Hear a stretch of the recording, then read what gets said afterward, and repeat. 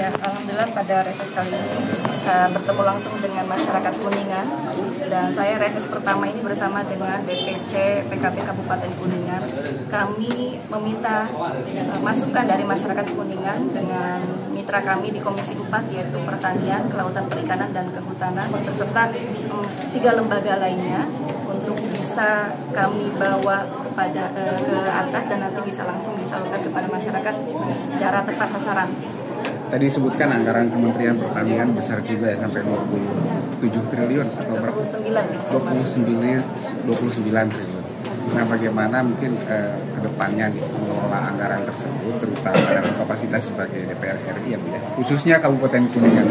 Ya, kalau kami di DPR ya, tentunya dengan program pemerintahan sekarang itu fokus terhadap swasembada pangan. Dan ini bukan pekerjaan yang mudah, harus ada sinergi antara pemerintahan dan legislatif, dan tentunya ini kita harus awasi betul terhadap apa saja yang menjadi fokus dari pemerintahan di swasembada pangan. Sekarang ini pemerintah tengah fokus di cetak sawah sebesar 3 juta hektar, dan tentunya dari DPR RI kami untuk supaya tidak hanya ekstensifikasi tetapi juga intensifikasi, yaitu lahan-lahan yang sudah ada, bukan hanya di 3 wilayah itu tapi di seluruh Indonesia, termasuk di Kabupaten Kuningan sendiri. Yang tadi hasil resesnya luar biasa, masih banyak yang harus kita kawal, baik itu dari hulu sampai hilirnya. Apalagi tadi ada yang menyampaikan pupuk ini masih agak susah untuk diakses, dan yang kedua untuk pasca panennya juga harus kita kawal, jangan sampai ketika pemerintah fokus terhadap swasembada pangan tetapi pasca panennya itu tidak ada yang menyerap. Makanya ini perlu kerjasama khususnya dengan Bulog untuk bisa menjamin stabilitas harga dan juga menyerap hasil dari pertanian masyarakat. Tadi juga kan disampaikan juga aspirasi mengenai Kuningan itu air melimpah, tapi ternyata banyak tada hujan, dan irigasinya seperti apa untuk khususnya di Kabupaten Kuningan gitu. Kami tadi sudah mencatat, jadi juga disampaikan bahwa ada yang satu wilayah airnya melimpah, satu wilayah lagi kekurangan air. Gitu. Nah, ini perlu kami kaji dulu terkait program yang sesuai dengan kebutuhan masyarakat. Kebetulan sekarang ini untuk sistem irigasi sendiri sudah ada di bawah Kementerian Pertanian untuk penyalurannya gitu, kepada masyarakat, tidak lagi ada di bawah Kementerian PU. Ini menjadi kabar baik bagi kita semua, khususnya untuk Kabupaten Kuningan sebagai daerah agraris. Untuk kalau terkait alih fungsi lahan sendiri kan banyak pertanian berubah jadi itu jadi perhatian sendiri nggak dari? Ya, ini jadi perhatian kami juga, Pak, khususnya juga di daerah-daerah yang tidak hanya di Kuningan, ini terjadi di beberapa wilayah.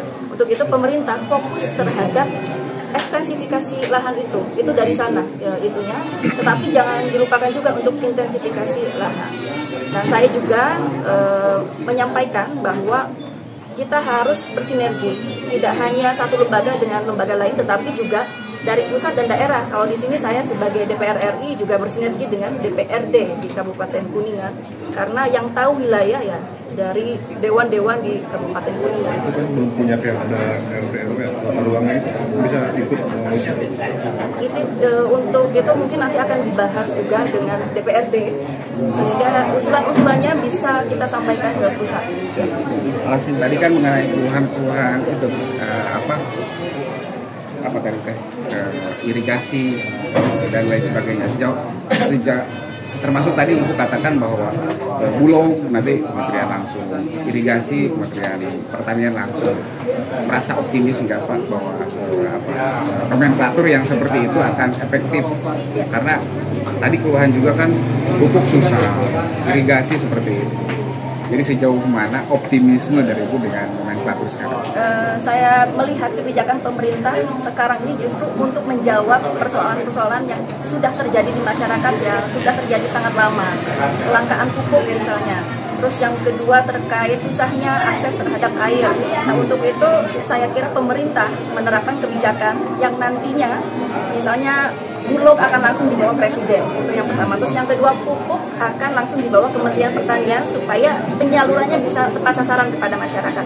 Solusi-solusi ini untuk menjawab keresahan masyarakat ataupun menjadi kesulitan dari sektor pertanian. Saya harapkan kebijakan ini bisa tepat sasaran juga, dan kami kawal terus di DPR dari sisi pengawasan dan juga dari sisi penganggarannya seperti apa. Termasuk tidak akan mengimpor beras ya, termasuk pupuk Ya, juga. dari pemerintah sekarang ini dengan adanya anggarannya begitu besar di sektor pertanian dan juga dengan kebijakan-kebijakan lain untuk mendukung swasembada, maka hasil dari kebijakan pemerintah tidak akan impor di tahun 2025, khususnya impor beras. Terakhir pesan terhadap Kadis Pertanian yang di Kuningan.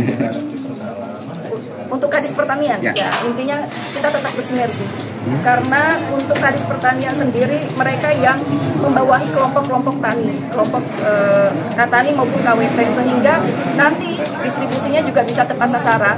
Kita harus kerjasama. Nah, untuk Kadis Pertanian mungkin bisa ditanyakan langsung ke Pak Ujang. Melengkapi ya, kan pemerintahan ini kan tidak hanya pusat, tidak hanya kabupaten, tapi satu kesatuan. Pemerintah pusat, provinsi, dan kabupaten kota se-Indonesia.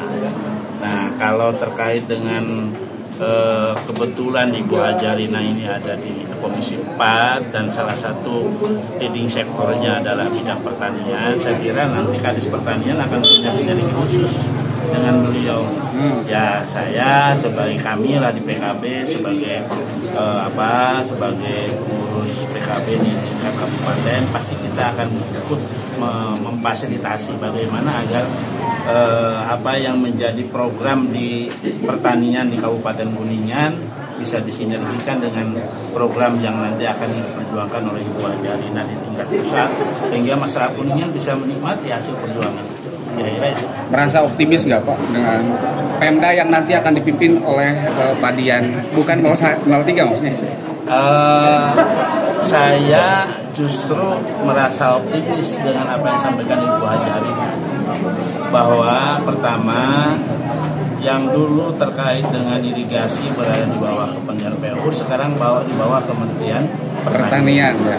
Kemudian yang kedua, dulu Bulog ada institusi khusus, sekarang ada di bawah Presiden langsung. Ya. Nah, kemudian yang ketiga juga soal pupuk, itu yang dulu oleh BUMN, sekarang oleh Kementerian Pertanian.